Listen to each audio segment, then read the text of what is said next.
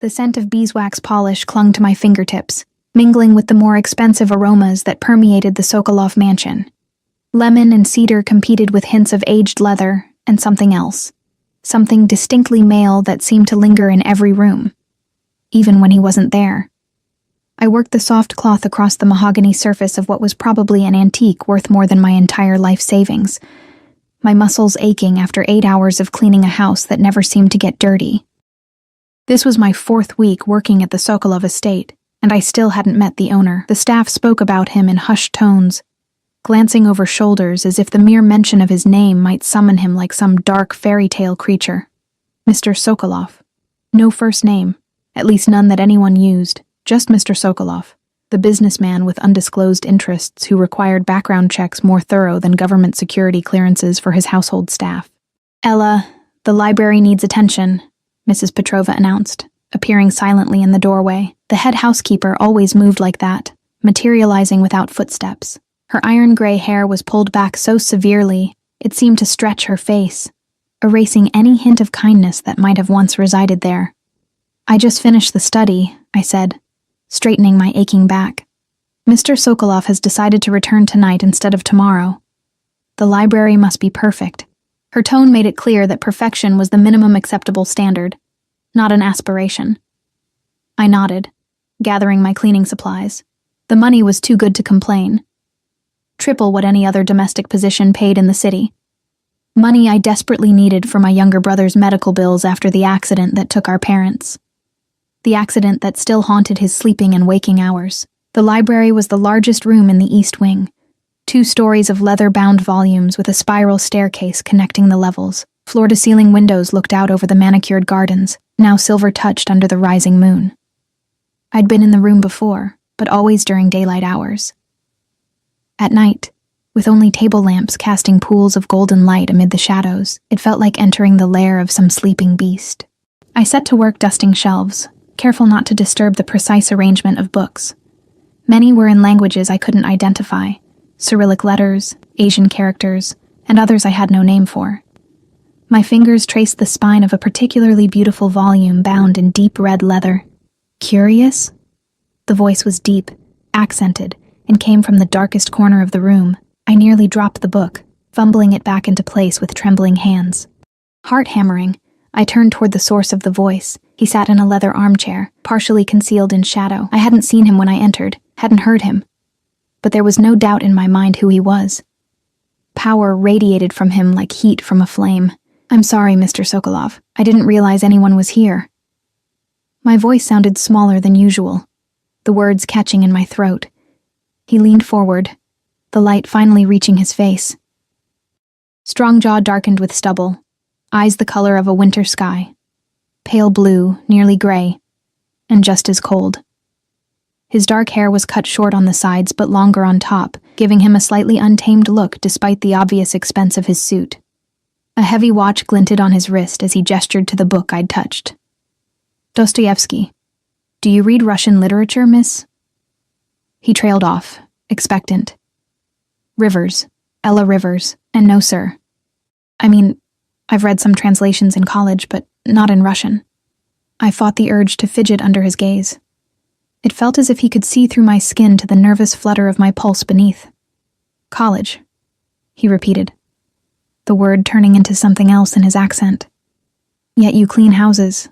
It wasn't a question, but the implication stung. "Life doesn't always go as planned, Mr. Sokolov." Something flickered across his face. Surprise, perhaps, that I would speak so directly. He stood, unfolding from the chair with the fluid grace of a predator. He was taller than I'd expected, broader through the shoulders. The suit, charcoal gray and undoubtedly custom, did little to disguise the strength beneath. "No," he agreed, moving closer. "It rarely does." I took an instinctive step back, my leg bumping against the cleaning cart. A spray bottle toppled over, clattering loudly in the quiet room. He paused, a slight curve touching his lips. Not quite a smile. "Am I frightening you, Miss Rivers?" "No, sir." The lie was automatic, unconvincing even to my own ears. His almost smile deepened. "You should be frightened." He reached past me, his arm brushing mine as he retrieved the fallen bottle. The The brief contact sent an electric current through my skin, danger and something else I refuse to name. People who aren't afraid in appropriate situations tend not to survive them. He placed the bottle on the cart, then plucked the red book from the shelf, the one I'd been touching. Prestiplania inakazania, he said, the foreign words rolling from his tongue like dark music. What does that mean? Crime and punishment. He held the book out to me. Take it. I hesitated. I couldn't. It looks valuable. Everything has a price, Miss Rivers. The question is whether you're willing to pay it. Before I could respond, the library door opened. A tall man with a face like carved stone entered, his eyes sweeping the room before landing on us. Though dressed in an expensive suit, everything about him screamed security. The watchful eyes, the way he positioned himself, the almost imperceptible bulge beneath his jacket that suggested a holster. Victor, Sokolov acknowledged without looking away from me. Sir, Kuznetsov has arrived. Something hardened in Sokolov's expression. He placed the book on a nearby table, rather than returning it to the shelf. Tell him I'll be there shortly. Victor nodded once and left, closing the door silently behind him. It seems our literary discussion must be postponed, Miss Rivers. Sokolov stepped closer, close enough that I could smell his cologne. Something woodsy with hints of spice. Perhaps next time I'll test your language skills. I found my voice. I only speak English, sir. His eyes traced my face as if memorizing it. Everyone can learn new things, Ella. My name in his mouth sounded different, almost intimate. It's simply a matter of proper motivation. With that, he turned and left, the door closing behind him with a soft click that somehow felt as final as a slammed door would have from anyone else. I released a breath I hadn't realized I was holding, my hands shaking as I steadied myself against the table. Something about the encounter left me feeling as though I'd narrowly avoided a trap, or perhaps had already stepped into one. The red book sat on the table where he'd left it, tempting in its forbidden beauty. I finished my cleaning quickly, trying to shake the feeling of being watched. Just as I was about to leave, my eyes fell once more on the volume. On impulse, I opened it, curious despite myself. A slip of paper fell out, covered in handwritten Cyrillic letters. I picked it up, studying the elegant script without comprehension. It looked important, possibly private. I should return it to the book, pretend I'd never seen it. Instead, I slipped it into my pocket. My apartment felt especially small and shabby after a day at the Sokolov mansion. One bedroom with barely enough space for a twin bed and dresser, a living room that doubled as my brother's bedroom, and a kitchenette with appliances older than me. But it was clean, safe, and, most importantly, ours. Ella? My brother's voice came from the fold-out couch where he slept. At 16, Jamie was all gangly limbs and 2 sharp edges, his body still recovering from the accident that had nearly taken his legs along with our parents. Hey, buddy, I said, setting down my bag. You should be asleep. Couldn't. He pushed himself up, wincing slightly. Bad pain day then. How was work? Fine. I didn't mention meeting Sokolov. Jamie worried enough about me already. How was physical therapy? Same as always. Dr. Chen says I'm making progress. His attempt at enthusiasm fell flat. Did you eat?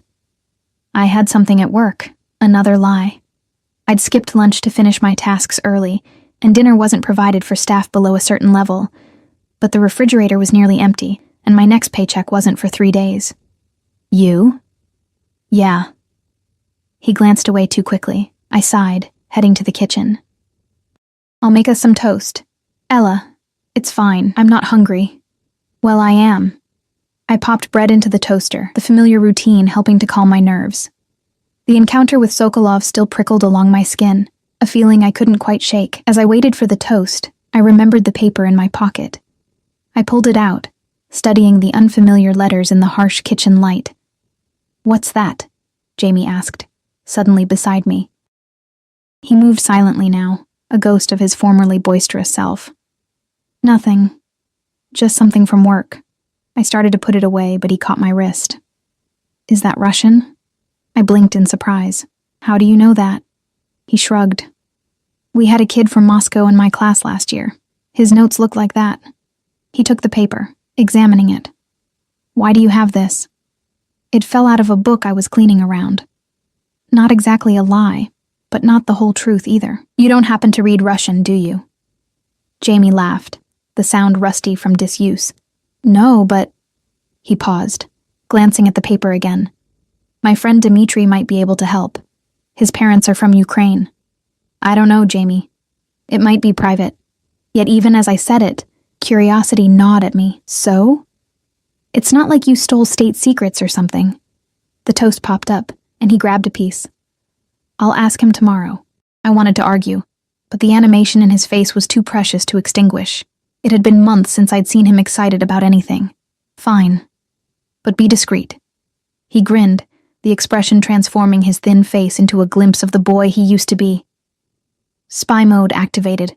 Later, as I lay in my narrow bed, sleep refused to come. Every time I closed my eyes, I saw Sokolov's face, felt the phantom brush of his arm against mine.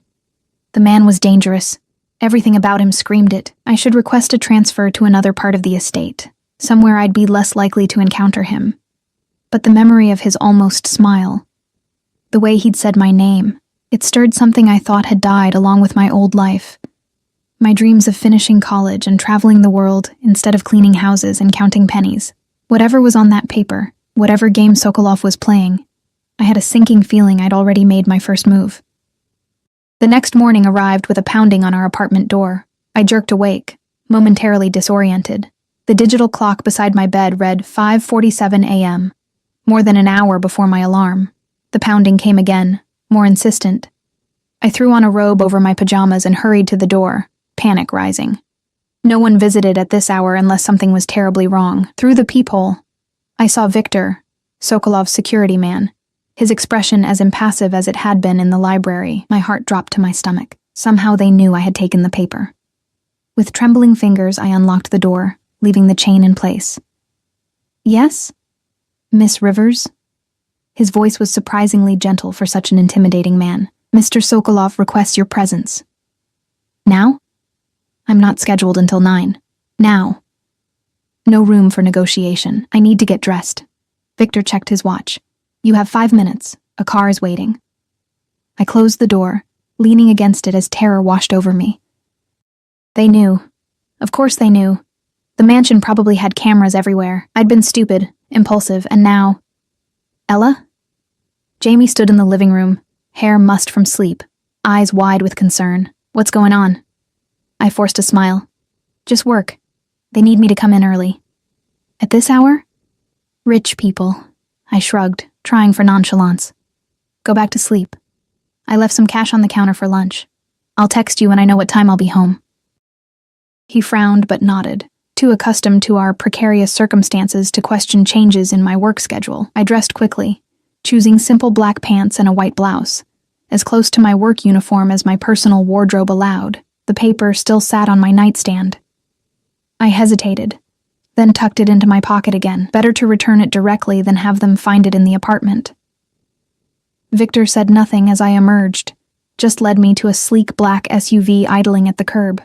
The windows were tinted so dark they looked opaque. He opened the rear door for me, revealing a leather interior and, to my shock, Sokolov himself, sitting calmly as if being out before dawn was perfectly normal. Miss Rivers. He wore a different suit today, navy blue that made his eyes appear even more startlingly pale. Please, join me. It wasn't an invitation, but a command. I slid into the seat, keeping as much distance between us as the space allowed. Victor closed the door and moved to the driver's seat, the partition between front and back already raised to give us privacy. Privacy I suddenly wanted no part of. I apologize for the early hour, Sokolov said, as the car pulled away from the curb.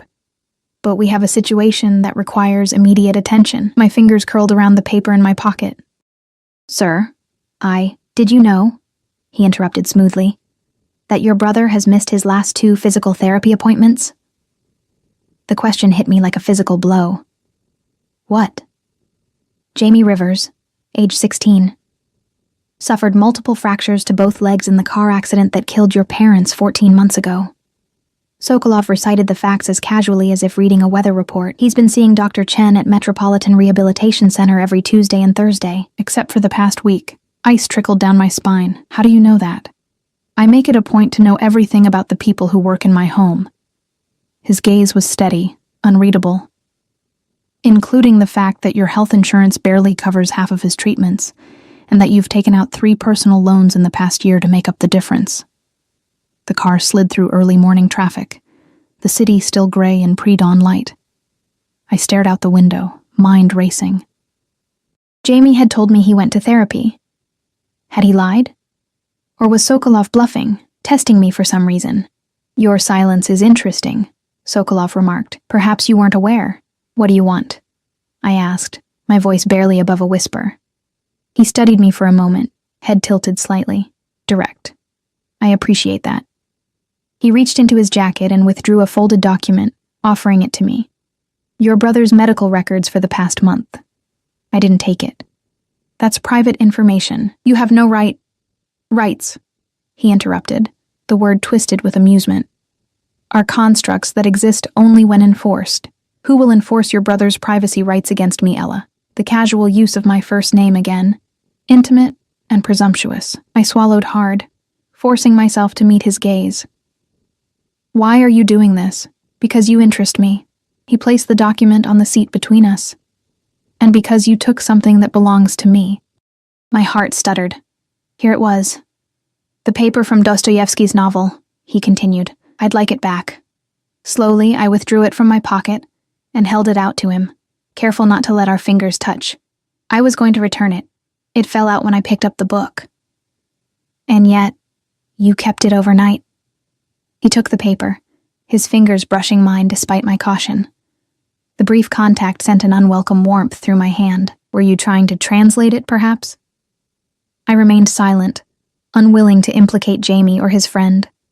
Sokolov's lips curved in that same, not-quite smile from the library. Let me save you the effort. It's a poem. Pushkin. I loved you once. Perhaps that love has not completely vanished.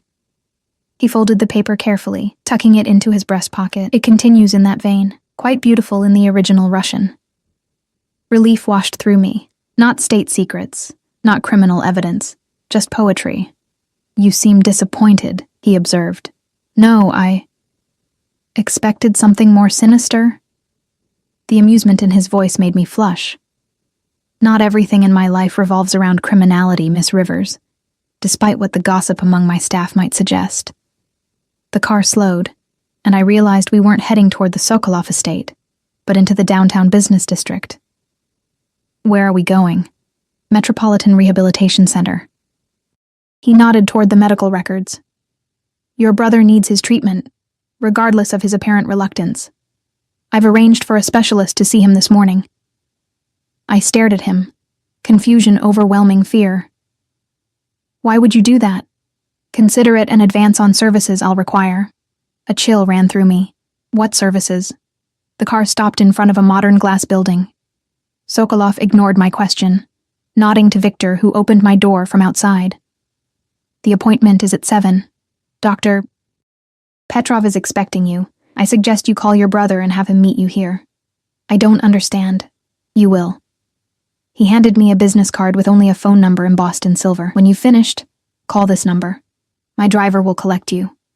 Before I could protest further, I found myself standing on the sidewalk, clutching medical records I shouldn't have access to, watching the black SUV merge back into traffic. Dr. Mnan. Petrov was a stern-faced woman with steel-gray hair and hands so gentle they belied her severe appearance. She examined Jamie's legs with methodical precision, asking questions in accented English that suggested Russian was her native tongue. Jamie had been surprised by my call but agreed to meet me, his initial confusion giving way to wariness when I mentioned a specialist. Now he sat on the examination table, glancing between the doctor and me with growing unease. You've been compensating for the pain in your right leg by putting excessive pressure on the left, Dr. Petrov said, making notes on her tablet. This is causing the new pain you've been experiencing. Jamie shot me an accusing look. I'd said nothing about his missed appointments, not wanting to confront him in front of a stranger. Especially not a stranger connected to Sokolov. The hardware in the right femur is sound, but we need to adjust your physical therapy regimen. She looked up at him over rimless glasses. And you need to actually attend the sessions, young man. His cheeks flushed. The metro changed their schedule. I couldn't make it on time, so I just... Excuses help no one, least of all yourself. She turned to me. He needs aquatic therapy 3 times weekly and a new prescription for pain management. I've already arranged it. The front desk has the details. Before I could ask about cost, surely astronomical, she was gone, her white coat disappearing through the door like a retreating glacier. Jamie waited until her footsteps faded. Ella, what the hell is going on? Who is that doctor? How could we even afford? My employer arranged it. I sat beside him on the examination table, the events of the morning catching up with me. It's complicated. Your cleaning job boss paid for a specialist? Why? His eyes narrowed. Is he a creep? Is he pressuring you to... No! I interrupted, then moderated my tone. No, it's not like that. He just found out you missed some appointments and offered to help. Found out? Jamie's voice rose. How did he find out about my medical stuff? That's private. I had no good answer. The truth was too disturbing to share. That Sokolov apparently had access to information that should have been protected. That he'd been investigating us. That he seemed to expect something in return for his help. He's just being generous, I said instead, the lie sour on my tongue. And we need the help, Jamie. You know we do. His shoulders slumped. I didn't tell you about missing therapy because I know how much it costs. I thought if I skipped a few sessions we could save enough for the back rent. My heart clenched. That's not your responsibility. I'm the one who's supposed to take care of us. We're supposed to take care of each other. He slid off the table, testing his weight carefully. But I don't like this, Ella. Nobody gives something for nothing. The words echoed my own fears too closely. Let's just get the paperwork and prescriptions, okay? We can figure the rest out later. At the front desk, I braced myself for the inevitable discussion of payment, mentally calculating which credit card had any room left. Instead, the receptionist smiled brightly and handed me a folder. Everything's been taken care of, Miss Rivers. Dr. Petrov has scheduled Jamie for aquatic therapy Monday, Wednesday, and Friday at 4 p.m. Transportation has been arranged as well. Transportation? I echoed. Yes, a car service will pick Jamie up from school and return him home after therapy. She passed me another card, similar to the one Sokolov had given me. The contact number, if you need to make any changes. Outside, Jamie examined his new prescription with bewilderment. This is the good stuff. The stuff insurance never covers. I nodded, equally confused by the whirlwind of events. Whatever Sokolov wanted in return for this generosity, it couldn't be good. Yet I couldn't deny the relief of seeing Jamie walking more easily after just one proper treatment, of having a medication that might actually control his pain. I should get to school, Jamie said, checking his phone for the time. You coming home? No, I have to go to work. I hesitated, then added, Jamie, I need you to promise me something. What? Be careful around anyone connected to Mr. Sokolov. If anyone approaches you, calls you, anything, tell me immediately. His brow furrowed. Now you're really freaking me out. I'm just being cautious. I forced a smile. It's probably nothing. Go on, you'll be late. After he left, I pulled out the silver-embossed card and dialed the number. The call connected, but no one spoke. Hello? This is Ella Rivers. The car will be there in 3 minutes, a male voice replied. Then the line went dead. True to the promise, exactly 3 minutes later, the same black SUV pulled up to the curb. This time Victor emerged and opened the rear door. Sokolov wasn't inside. Where are we going? I asked as Victor returned to the driver's seat. The residence. His eyes met mine briefly in the rearview mirror. Mr. Sokolov expects you to fulfill your regular duties today. The normalcy of the statement was almost disorienting after the strangeness of the morning. Of course. We drove in silence, the city awakening around us. By the time we reached the estate, the day shift had already begun their work. Mrs. Petrova met me at the staff entrance with a disapproving frown. You're late, Ella. Mr. Sokolov requested her presence elsewhere this morning, Victor interjected before I could respond. She's here now at his instruction. Mrs. Petrova's expression remained stern, but she nodded stiffly. Very well. East Wing today. The master suite requires attention. My stomach tightened. In 4 weeks, I'd never been assigned to clean Sokolov's personal quarters. Yes, ma'am, The master suite occupied the entire northeastern corner of the mansion's second floor. I'd passed the heavy double doors before, but never entered. Now, keying in the staff code Mrs. Petrova had given me, I felt like I was crossing a threshold in more ways than one. The outer room was a sitting area larger than my entire apartment, furnished with sleek, modern pieces that contrasted with the mansion's more traditional decor. Floor-to-ceiling windows offered views of the estate's grounds, the city skyline visible in the distance. I moved through the space cautiously, noting the lack of personal items. No photographs, no mementos. Nothing to suggest the man who lived here had a past or connections beyond these walls. The only hint of personality was a chess set on a side table, an unfinished game in progress. I resisted the urge to examine it more closely. The bedroom beyond was dominated by an enormous bed with charcoal gray linens. Unlike the sitting area, this room had been lived in. The bed was unmade. A book lay open on the nightstand, a glass with a finger of amber liquid beside it. The connected bathroom was similarly used, with damp towels and the lingering steam of a recent shower. I set to work, grateful for the familiar routine of cleaning. Whatever game Sokolov was playing, whatever he wanted from me, I could postpone facing it while I changed sheets and scrubbed tiles. In the bathroom, I found a small leather-bound notebook beside the sink. It lay open, displaying more of that elegant Cyrillic handwriting I'd seen on the poem. Resisting the urge to touch it, I cleaned around it carefully. Curious again, Miss Rivers? I startled violently, nearly knocking over a bottle of cologne. Sokolov stood in the doorway, jacket removed, and shirt sleeves rolled up to reveal muscled forearms. He must move like a ghost to have approached without my hearing. "I was just cleaning around your things, sir." And admirably resisting the temptation to snoop, he stepped into the bathroom, the already limited space shrinking with his presence. A marked improvement from yesterday. Heat rose in my cheeks. About the paper, I really was going to return it. After having it translated, it wasn't a question. I remained silent, unwilling to lie but equally unwilling to confess. How was Dr. Petrov? I trust she was thorough. The abrupt change of subject threw me. She was... Yes. Thank you for arranging that. And your brother? Will he be more diligent about his appointments now? I think so. I shifted uncomfortably, too aware of his proximity in the enclosed space. Mr. Sokolov, I appreciate your help, but I don't understand why you're doing this. He leaned against the doorframe, studying me with those winter-pale eyes. Perhaps I simply dislike waste. Waste? A bright young woman with college education reduced to scrubbing toilets. A teenager missing medical care he needs. He shrugged. Potential squandered due to circumstance seems wasteful to me. So this is... charity? I couldn't keep the skepticism from my voice. That almost smile appeared again. I'm not known for my charitable nature, Ella. The familiar use of my name still sent a strange thrill through me, despite everything. Then what is it? An investment.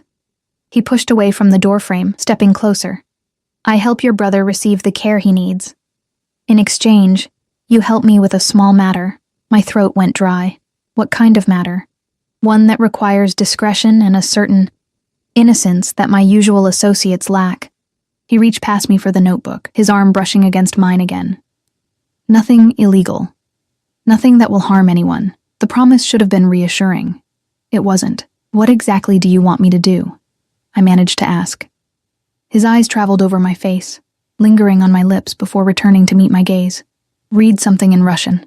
I stared at him, certain I'd misheard. Read in Russian? Yes. He stepped back, giving me space to breathe again. A simple task. Wouldn't you agree? But I don't speak Russian, which is precisely why I need you. He closed the notebook and slipped it into his pocket. Follow me. Still confused, I followed him into the bedroom, where he gestured for me to sit in an armchair by the window. I perched on the edge, hands clasped in my lap, while he retrieved a laptop from a desk across the room. You see, Ella, he began, opening the computer. In my line of work, trust is a rare commodity. Rarer still is the ability to verify that trust hasn't been misplaced. Your line of work, I repeated carefully, which is... That almost smile again. Let's call it import-export. International trade. Nothing that would interest you. Everything about his tone suggested otherwise. "The point is," he continued, "I have associates who claim to be delivering certain messages on my behalf. Messages written in Russian, to recipients who speak Russian. I need to confirm the messages being delivered are, in fact, the ones I've approved. Couldn't you just ask someone who speaks Russian to check? Anyone who speaks Russian in my organization would have potentially conflicting loyalties." He turned the laptop toward me. On the screen was a document filled with Cyrillic text. "You, however, have no such entanglements, no understanding of what you'd be reading, no ability to alter the content based on personal agendas." It made a twisted kind of sense, in a paranoid, criminal mastermind sort of way. "So you want me to, what, read this out loud?" "Precisely." He pulled a small digital recorder from a drawer. "I'll record you reading it. My associate will play the recording to the intended recipient, proving the message came from me, without any unauthorized modifications." "Why would they believe it's from you if it's my voice?" "Because you'll be introduced as my..." He paused, considering. "Personal assistant. A role I'm prepared to make official, with compensation significantly better than your current position." My head spun. "You want to promote me from maid to personal assistant just to read something in a language I don't understand?" "The reading is merely the first task. I have many matters that require a trustworthy assistant." His eyes held mine. "Someone intelligent enough to follow instructions precisely, discreet enough to maintain confidentiality, and, forgive my bluntness, someone whose well-being provides additional insurance against betrayal." The implied threat toward Jamie didn't need to be stated explicitly. My brother's new medical care, the transportation, all of it could disappear as quickly as it had been provided. "This doesn't sound legal," I said quietly. "I assure you, reading a document aloud breaks no laws." He set the recorder on the table between us. "The rest of your duties would be entirely legitimate. Managing my calendar, arranging travel, coordinating with household staff, and if I refuse..." His expression hardened almost imperceptibly. "Then you return to your regular duties, and your brother returns to his regular care schedule. No harm done." Except Jamie's regular care schedule hadn't been working. Dr. Petrov had made that clear. Without the new treatment plan, his recovery would stall, possibly reverse, and our financial situation would remain just as precarious. What would this pay? The question felt surreal even as I asked it. "Triple your current salary, health insurance that would actually cover your brother's needs, a car at your disposal." He leaned back, watching my reaction. "And an apartment in the East Wing staff quarters, should you wish to live on the estate. Your brother would be welcome as well." It was too much, too generous, which only made me more suspicious. "And all I have to do is read some Russian documents occasionally, to start." His gaze was steady. "I won't pretend the role won't become more complex over time. But I'm not asking you to do anything illegal or immoral, Ella. Just to be loyal and discreet." A voice in my head screamed that this was dangerous, that I should refuse and walk away. But another, more insistent voice reminded me of Jamie's medical bills, of our precarious housing situation, of the exhaustion of living always on the edge of disaster. I'd need time to think about it, of course. He nodded, as if he'd expected nothing less. "In the meantime, would you be willing to complete this first reading? Consider it a trial run." I looked at the screen, the unfamiliar letters swimming before my eyes. One reading. What harm could it do? All right. He pressed a button on the recorder, the small red light indicating it was active. "Whenever you're ready." I leaned forward, squinting at the text. I don't know how to pronounce any of this. Just sound it out as best you can. The recipient will understand the meaning, even with imperfect pronunciation. Taking a deep breath, I began to stumble through the text, mangling the unfamiliar sounds and pausing frequently. Sokolov occasionally corrected my pronunciation of a particular word, his voice patient. The document was several paragraphs long, taking nearly 10 minutes to read with all my hesitations. When I finally finished, Sokolov stopped the recorder and replayed the beginning. My voice sounded strange, the foreign words awkward on my tongue. "Perfect," he said, stopping the playback. "Exactly what I needed. What did I just read? A business proposal. Quite boring, actually." He closed the laptop. "Thank you, Ella. You've been very helpful." The dismissal was clear. I stood, My duties as a maid apparently resumed for the moment. Should I finish cleaning the suite? That won't be necessary. I'd like you to take the rest of the day to consider my offer. He rose as well, towering over me. A car will take you home. Be prepared to give me your answer tomorrow morning. And if my answer is no, then nothing changes. His eyes belied the casualness of his tone. But I think you're intelligent enough to recognize an opportunity when it presents itself. As if on cue, there was a knock at the outer door. Sokolov called out something in Russian, and Victor appeared in the bedroom doorway. Sir, Kuznetsov is calling again. Sokolov's jaw tightened almost imperceptibly. Tell him I'll call back in 10 minutes. He turned to me. Victor will escort you out. Consider my offer carefully, Ella. It won't be repeated. I followed Victor through the mansion and out to the now familiar SUV. As we drove away from the estate, my thoughts churned. Everything about the situation felt wrong, dangerous. Sokolov was clearly involved in something illegal. No legitimate businessman needed such elaborate verification systems, or maintained the kind of security I'd witnessed. Yet the offer was too good to refuse, especially with Jamie's health at stake, and I had to admit, some small part of me was intrigued by Sokolov himself, by the glimpses of unexpected intelligence, and even kindness beneath the dangerous exterior. He's not what you think, Victor said suddenly, breaking the silence. I started, surprised by the unsolicited comment from the usually taciturn man. What do you mean? His eyes met mine briefly in the rearview mirror. Mr. Sokolov, he's not like the others in his position. What position is that exactly? Victor's lips curved in a slight smile. You're smart enough to guess. I looked out the window at the passing city. Something illegal. Something necessary. He turned onto my street with practiced ease, though I'd never given him my address. Another reminder of how much Sokolov already knew about me. In this part of the world, with these people, someone must maintain order. Better him than others who would take his place. The car stopped in front of my building. Victor turned to face me, his expression serious. I've worked for Mr. Sokolov for 12 years. He is a hard man, yes, sometimes ruthless, but never cruel without reason. His gaze was intense. If he's offering you this position, he sees something in you worth investing in. That's rare. Thanks for the character reference, I said, unable to keep the sarcasm from my voice. But I'm pretty sure he just wants someone he can manipulate and control. Victor shrugged. Perhaps. Or perhaps he's lonely. The statement was so unexpected it left me momentarily speechless. Before I could respond, Victor had exited the car and opened my door. Think about it, Miss Rivers. We'll see you tomorrow. Jamie was still at school when I arrived home, giving me time to process the morning's events alone. I paced our small apartment, weighing options that all seemed impossible. Refuse Sokolov's offer, keep my regular job, and watch Jamie struggle with inadequate care. Accept the offer, improving our situation dramatically, while tying myself to a man who was almost certainly a criminal. Or option 3, run. Take Jamie and leave the city, start over somewhere Sokolov couldn't find us. But with what money? And how far would we get before his resources tracked us down? By the time Jamie returned from school, I'd made my decision.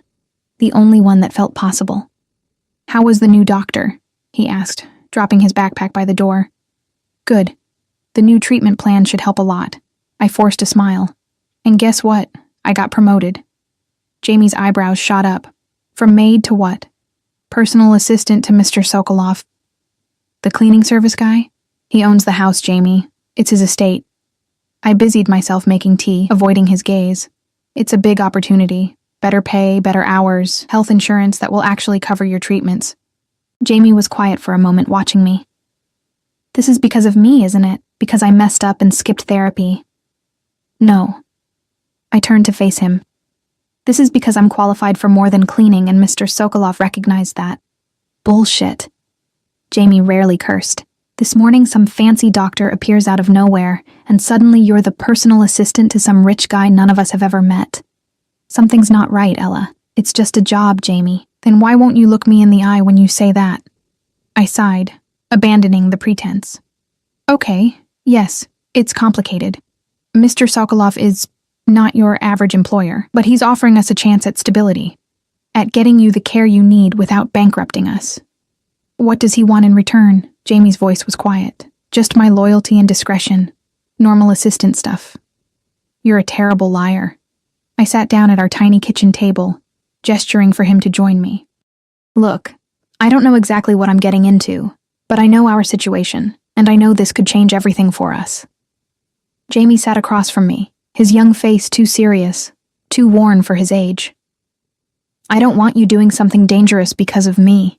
It's not dangerous, it's just unconventional. He's a criminal, isn't he? When I didn't answer, Jamie shook his head. Great. My sister's going to work for the mob. It's not like that, I insisted, though I had no evidence to support my claim. And anyway, it's just a job. I'm not joining his organization or whatever. I'm just going to manage his calendar and read some documents. Read documents? In what language? I hesitated. Russian. Jamie stared at me. You don't speak Russian. That's kind of the point. I rubbed my temples, a headache forming. It's complicated, Jamie, but I've thought it through, and this is the right decision for us right now. What if I say no? What if I refuse to accept his help? Then I'd respect that, I said, though the thought sent panic through me. But I'm asking you to trust me on this. I won't let anything bad happen to either of us. He studied me for a long moment, then nodded slowly. I don't like it, but I trust you. I reached across the table to squeeze his hand, hoping his trust wasn't misplaced. The next morning, Victor arrived precisely at 8 a.m. This time, the SUV contained not Sokolov, but a slim woman with a tablet. Miss Rivers, she greeted me with a clipped British accent. I'm Natalia, Mr. Sokolov's chief of staff. I understand you'll be joining our team, so he'd assumed my answer would be yes. Irritation flared, but I suppressed it. That's right. Excellent. We have several matters to attend to before you begin your official duties. She consulted her tablet. First, a suitable wardrobe, then apartment viewings, unless you'd prefer to live off-site. The whirlwind began. By noon, I'd been measured for custom suits and dresses at a boutique that didn't display price tags, toured 3 potential apartments in upscale buildings near the Sokolov estate, and signed more paperwork than I'd seen in my life. Natalia handled everything with brisk efficiency, barely consulting me except where my signature was required. Mr.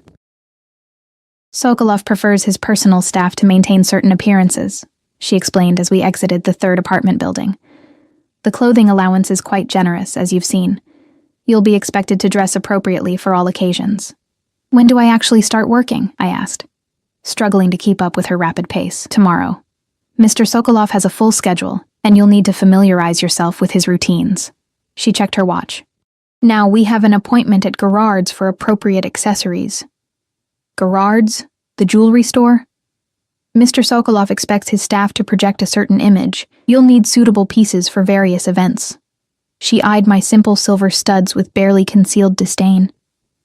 Your current jewelry is inadequate. By the time Victor drove me home that evening, my head was spinning with information, instructions, and the sheer excess of everything I'd experienced. Natalia had efficiently transformed me from maid to executive assistant in the space of hours, at least on paper. Whether I could actually perform the role remained to be seen. Jamie was waiting anxiously, pacing our small living room. He froze when I entered, eyes widening at the garment bags and boxes Victor carried in behind me. What is all this?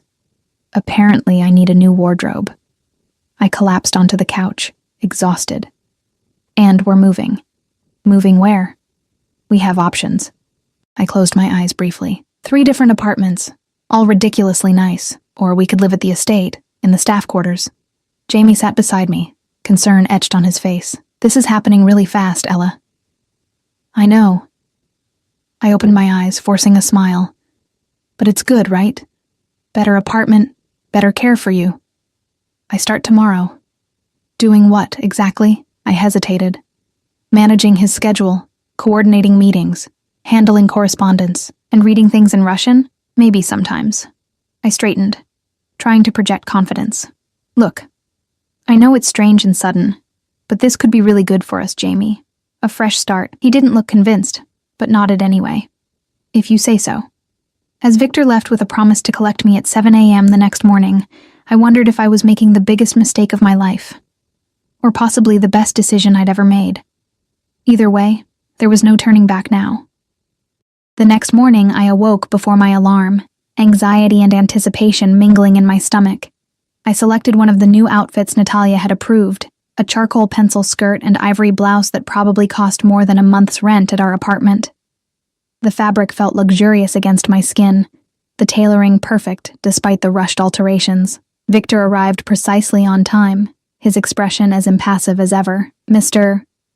Sokolov is expecting you for breakfast," he informed me as we drove toward the estate. "He'll brief you on today's schedule. Breakfast. With Sokolov." My nerves intensified. The mansion looked different in the clear morning light, less intimidating but more imposing in its grandeur. Instead of the staff entrance I'd always used, Victor led me through the main doors into a soaring foyer with marble floors and a crystal chandelier. A far cry from the service corridors I'd navigated as a maid. Sokolov waited in a sun-filled breakfast room overlooking the gardens. He stood as I entered, his eyes traveling over my new attire with obvious approval. "Ella, you look appropriate." From anyone else, it might have been an insult. From him, it seemed high praise. "Thank you, sir." I remained standing, uncertain of protocol in my new role. "Please sit." He gestured to the place setting across from his. "And in private, Mikhail is acceptable. Mikhail." It felt strangely intimate to use his first name. "Yes, sir. Mikhail." I sat, smoothing my skirt nervously. A server appeared silently, pouring coffee and placing a selection of pastries between us. Sokolov. Mikhail waited until we were alone before speaking again. "I assume Natalia explained the basics of your position yesterday?" "Some of it," I admitted, though it was a rather overwhelming day. His lips quirked in that almost smile. "She can be efficient. To clarify, you'll manage my personal calendar, handle correspondence that doesn't require my direct attention, and accompany me to certain meetings and events. And read documents in Russian," I added, "when necessary." He sipped his coffee. "You'll also serve as a buffer between me and those seeking access. Many people want things from me, Ella. Part of your job is to ensure only the important ones reach me. How do I determine what's important? You'll learn." He selected a pastry, breaking it open with long fingers. "Your first priority today is familiarizing yourself with my schedule and current projects. Natalia has prepared files for you." We spent the next hour reviewing his calendar, a complex web of meetings, calls, and travel that spanned multiple time zones. Most entries were cryptically labeled, and Mikhail offered little elaboration beyond whether my presence would be required. "You'll need a proper security clearance," he remarked, checking his watch. "Victor will handle that this afternoon. For now, we have a meeting at 10. "We?" I asked, surprised. "A potential business partner, Russian, but he speaks English. You'll take notes." The day accelerated from there. The meeting took place in Mikhail's private study, a wood-paneled room lined with books and dominated by a massive desk. The visitor, a barrel-chested man named Petrov, spoke rapid-fire English with a thick accent, discussing shipping routes and cargo manifests, with thinly veiled euphemisms that made the illegal nature of the business obvious. I kept my expression neutral, taking careful notes while avoiding eye contact with Petrov, who occasionally glanced at me with undisguised curiosity. Mikhail remained composed throughout, his responses measured and often ambiguous. Only once did his tone harden, when Petrov mentioned someone called Kuznetsov. "Kuznetsov is no longer a concern," Mikhail said, his voice suddenly cold. "The matter is resolved." Petrov's eyebrows rose, but he wisely changed the subject. After the meeting, Mikhail reviewed my notes with approval. "You have an eye for detail. Good." "That man," I ventured. "Petrov. He wasn't really discussing textile imports, was he?" Mikhail studied me for a moment. "It's better for everyone if the paperwork says textiles. So I'm documenting illegal activities now? You're documenting a business meeting." His expression remained calm. "The legal interpretations are complex and often subject to jurisdictional disputes." A diplomatic way of saying yes, it was illegal, but he wasn't concerned about it. Before I could respond, his phone buzzed. He checked the screen, his face hardening. Kuznetsov again, persistent. He turned to me. "I need you to deliver a message, in Russian." My stomach tightened. Like before? Similar, but in person this time. He moved to his desk, withdrawing a folder. Kuznetsov will be at the Vanguard Club tonight. You'll join me. A club? I don't think... It's not a request, Ella. His tone brooked no argument. Victor will take you home to change. Wear the black dress Natalia selected yesterday. Be ready at 8. The black dress was unlike anything I'd ever owned. Sleek, elegant, with a neckline that hinted at rather than displayed, and a slit that showed just enough leg to be noticed without being obvious. Looking in the mirror, I barely recognized myself. The woman reflected back looked sophisticated, confident. Nothing like the exhausted maid who had cleaned toilets a week ago. Jamie whistled when I emerged from my bedroom. Wow, you look different. Good different or bad different? I asked, smoothing the unfamiliar fabric. Just not like my sister. His expression was troubled, more like one of them. The comment stung more than it should have. It's just clothes, Jamie. Is it? He gestured to the apartment, now littered with boxes and bags from designer stores, because it seems like a lot more than that.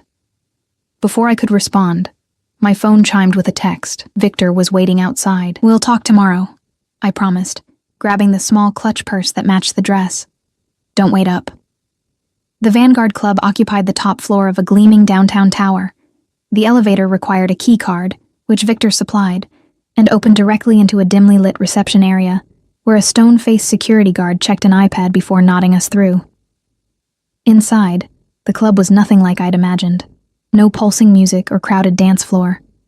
Instead, small groups of well-dressed people conversed in hushed tones at scattered seating areas. A bar staffed by black-suited bartenders occupied one wall, while floor-to-ceiling windows offered panoramic city views along another. Mikhail waited at a corner table, wearing an impeccably tailored black suit that made him look even more dangerous than usual. His eyes tracked our approach, lingering on me with an intensity that sent heat up my neck. Ella. He stood as we reached the table, his gaze still appraising. The dress suits you. Thank you. I took the seat he indicated, acutely aware of the stares from neighboring tables. Is this where I deliver the message? Shortly. Kuznetsov likes to make people wait. He signaled a waiter, who appeared instantly. Vodka. The beluga. The waiter turned to me expectantly. The same, I said, not wanting to appear out of place. As the waiter left, Mikhail leaned closer. Kuznetsov is a necessary business associate, but not a friend. He'll attempt to unsettle you. Ignore it. What exactly am I reading to him? A reminder of our agreement and a warning. His eyes hardened. He's been making overtures to rivals, testing boundaries. And my reading this in Russian accomplishes what? It proves the message comes directly from me, unfiltered, and it establishes that I trust you enough to speak for me. His gaze was penetrating. Trust is currency in my world, Ella. I'm showing him you have mine. The implication sent a chill through me. I was being used as a symbol, a demonstration of Mikhail's confidence, and his ownership. Our drinks arrived, crystalline glasses filled with clear liquid. Mikhail raised his slightly in a silent toast before taking a sip. I followed suit, the vodka burning a clean path down my throat. He's here, Mikhail murmured, his eyes focused over my shoulder. I turned slightly to see a man entering from the elevator, flanked by 2 obvious security personnel. He was older than I'd expected, in his 60s perhaps, with silver hair and a face marked by years of hard living. Unlike the other patrons, he wore no tie with his dark suit. The top buttons of his shirt opened to reveal a gold Orthodox cross. The room's energy shifted subtly as he moved through the space, people adjusting their positions to track his movement while pretending not to notice him. Power, I realized, recognizing the same invisible aura that surrounded Mikhail. Kuznetsov approached our table without hurry. His eyes shrewd and calculating. He spoke in Russian, the words flowing too rapidly for me to catch even a syllable. Mikhail responded in the same language, his tone casual but his posture tense. Then he switched to English. My associate has a message for you. Kuznetsov's gaze shifted to me, assessing in a way that made my skin crawl. He replied in heavily accented English. This is your new messenger? Very pretty. Upgrade from the last one. Mikhail's jaw tightened imperceptibly. He withdrew a folded paper from his jacket and handed it to me. Read this. Clearly. The paper contained several paragraphs of Cyrillic text. I I took a steadying breath and began to read, stumbling over the unfamiliar sounds just as I had before. As I read, Kuznetsov's expression changed from amusement to something darker, his eyes narrowing. When I finished, Mikhail took the paper back, his fingers brushing mine in what seemed like a gesture of reassurance. Kuznetsov was silent for a long moment, his gaze shifting between us. Finally, he spoke in English. Bold move, using outsider. American girl with no Russian, clever.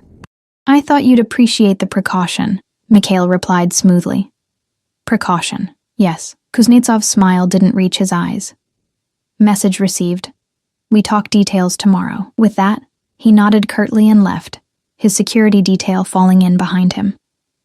I released a breath I hadn't realized I was holding. What did I just read to him? Mikhail pocketed the paper. Terms for our continued cooperation. And consequences if those terms are breached. Threats? Clarifications. He finished his vodka. You did well. The praise shouldn't have pleased me, but it did. Is that it? Can we leave now? Not yet. His hand covered mine on the table, warm and unexpectedly gentle. It would look strange to depart immediately after such an exchange. We'll have another drink.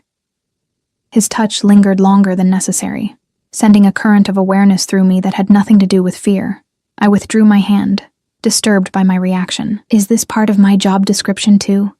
Pretending to be more than your assistant? Something flickered in his eyes. What makes you think it's pretending? His question hung in the air between us, charged with implications I wasn't ready to face. Before I could respond, a server appeared with fresh drinks, giving me a moment to compose myself. I work for you, I said finally, keeping my voice low. That's the arrangement. Mikhail's expression remained unreadable, but something in his eyes softened. Yes. That's the arrangement. The rest of the evening passed in a blur of introductions to people whose names I immediately forgot. Business associates, politicians, other figures in Mikhail's orbit who regarded me with varying degrees of curiosity and assessment. I maintained the professional demeanor I'd observed in Natalia, speaking only when addressed directly, always deferring to Mikhail. It was nearly midnight when we finally left, the city gleaming below us as Victor drove toward my apartment.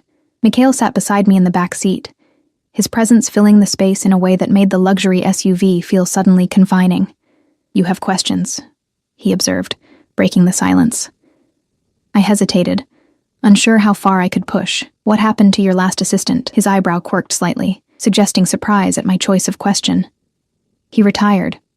To Monaco. Quite comfortably. And the one before that? There was no one before that. He turned to look out the window. Victor handled most duties until the operation expanded. So why me?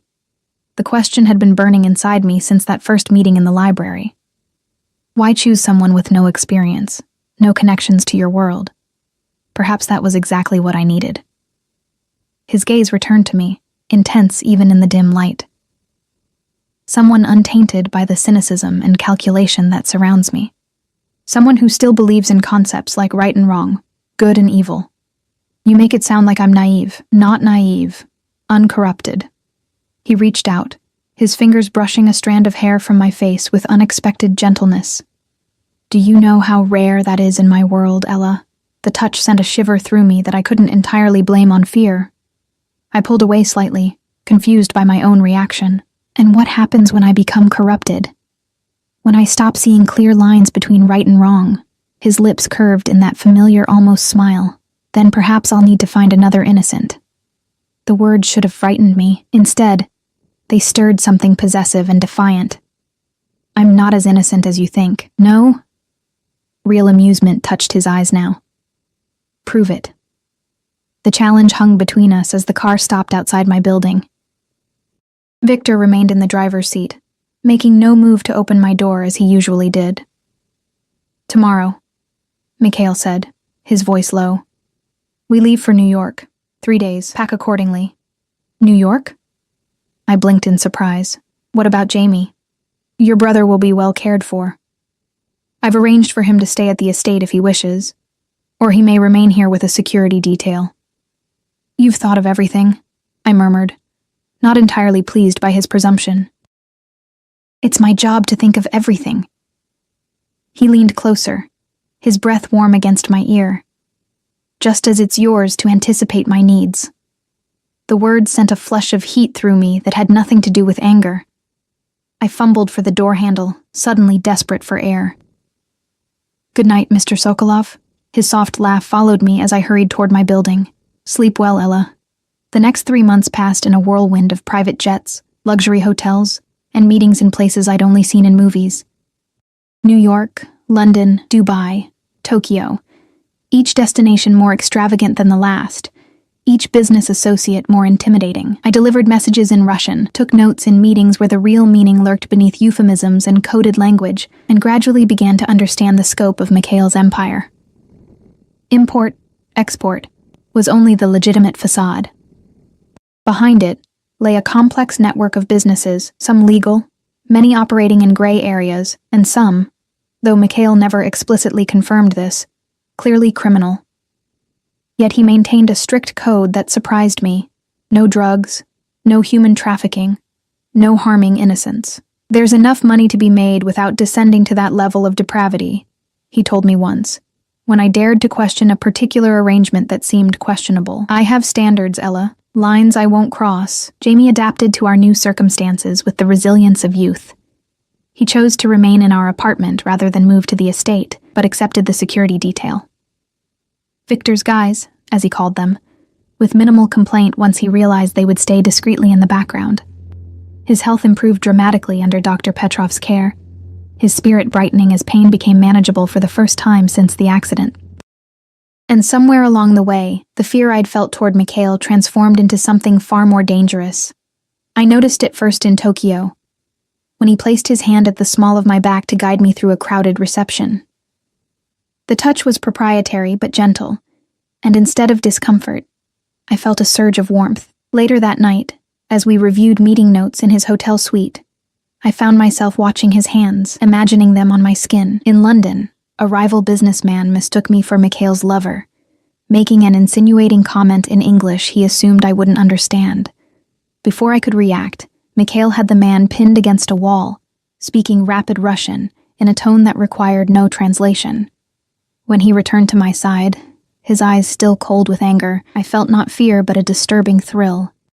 And in Moscow, where we traveled for what Mikhail called a necessary demonstration of loyalty, he took me to his childhood home, a small apartment in a crumbling building far from the glamorous city center. There, surrounded by faded photos and worn furniture preserved like a museum to a life long abandoned, he told me about his mother who had died too young, his father who had disappeared one night and never returned, and the hunger that had driven him to the streets where he'd found both salvation and damnation.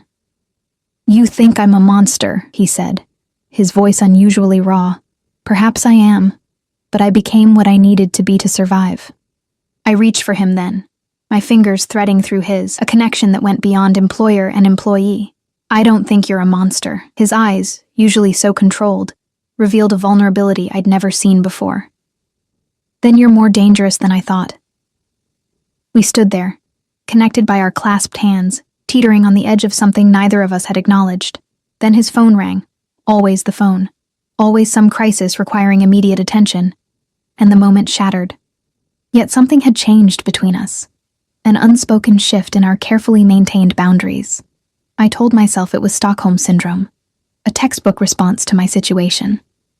But in quiet moments of honesty, I knew it was more than that. I was falling for the man who had essentially bought my loyalty, who had entangled me in a web of obligations and secrets from which I could never fully escape. The realization should have horrified me. Instead, it felt like finally acknowledging a truth I'd been denying for weeks. "You haven't asked me what was in the message you read to Kuznetsov," Mikhail said one evening as we sat in his study, reviewing documents for an upcoming meeting. 3 months had passed since that night at the Vanguard Club, and my Russian had improved enough that I could recognize some basic words, though still not enough to understand complex communications. I looked up from my tablet, surprised by the sudden reference to an event we hadn't discussed since it happened. "Would you have told me if I'd asked? Perhaps." He set aside the contract he'd been reviewing. Kuznetsov was testing boundaries, approaching a rival organization about a potential alliance against me. "The message you delivered was an ultimatum. Return to our agreed arrangement or face elimination." The casual way he mentioned elimination sent a chill through me, a stark reminder of the world I now inhabited. Did he comply? I asked, although the fact that Kuznetsov still regularly appeared in Mikhail's calendar suggested the answer. He did. Mikhail's expression darkened slightly, though not without attempting one last play for leverage. What kind of leverage? His eyes met mine, intense and suddenly dangerous. He had you investigated. Your background, your brother, your parents' accident. He thought to use you against me. My pulse quickened. Use me how? By taking you. The words were spoken softly, but with an undercurrent of fury that made them more frightening than if he'd shouted. He assumed you were important to me personally, not just professionally. A vulnerability he could exploit. Am I? The question escaped before I could consider its wisdom. A vulnerability? Mikhail was silent for a long moment, his expression unreadable. Then he stood, moving toward the window that overlooked the garden now draped in early evening shadows. Yes, he said finally. You are. The admission hung in the air between us, heavy with implications. I rose from my chair, drawn toward him by something stronger than caution. What happened to Kuznetsov? I asked. Though I suspected I already knew. He's no longer a concern. Mikhail turned to face me, his eyes darker than usual. No one will threaten what's mine. The possessiveness in his voice should have offended me. Instead, it sent a rush of heat through my body. I took another step closer, close enough to feel the warmth radiating from him. Is that what I am? Yours? His hand came up to cup my face, thumb brushing gently across my cheekbone. What do you think, Ella? I hesitated, then abandoned caution. I think I stopped being just your employee a long time ago. Something flickered in his eyes, relief, desire, triumph. I couldn't tell which. And when did you realize this? Probably in Moscow, I admitted. When you showed me where you grew up. When I saw the man behind the power. His smile was different this time, real, reaching his eyes. For me, it was the library.